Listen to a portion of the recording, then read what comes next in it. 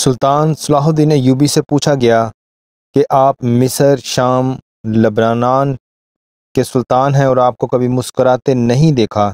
انہوں نے جواب دیا، میں کیسے مسکراؤں جب کہ بیت المقدس عیسائیوں کے قبضے میں ہے۔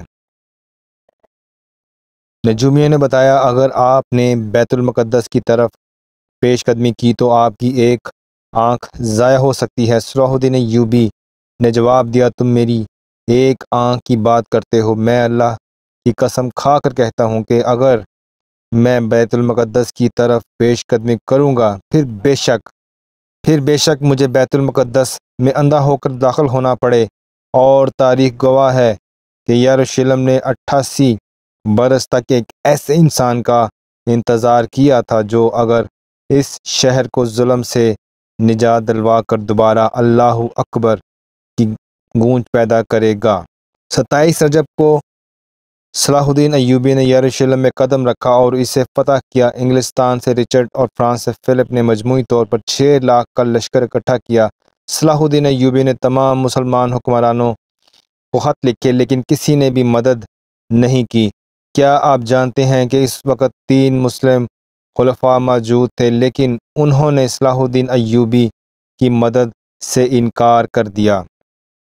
صلاح الدین ایوبی عالم اسلام کی اس حالت پر روتے تھے اور آج تاریخ کو یاد نہیں کہ وہ 3 خلفاء کون تھے، کسی کو ان کے نام یاد نہیں۔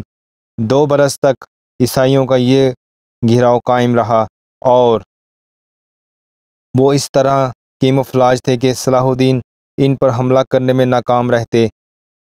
یہ وہ دن تھے جب صلاح الدین کو لوگوں نے ایسے دیکھا جیسے وہ ایک ماں ہے اور ان کا بچہ گم ہو گیا ہے۔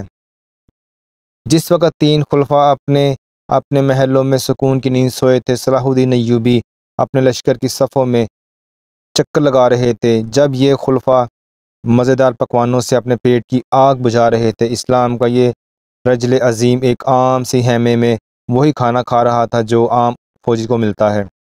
رچرڈ شیر دل بادشاہ انگلستان کے الفاظ تھے کہ جب تک ایک صلاح الدین جیسا انسان یروشلم کی حفاظت کر رہا ہے کوئی اس کو فتح نہیں کر سکتا۔ سلطان کی قبر پر لکھا ہے، اے اللہ اس شخص کی آخری فتح کے طور پر اس کے لیے اپنی جنت کے دروازے کھول دے۔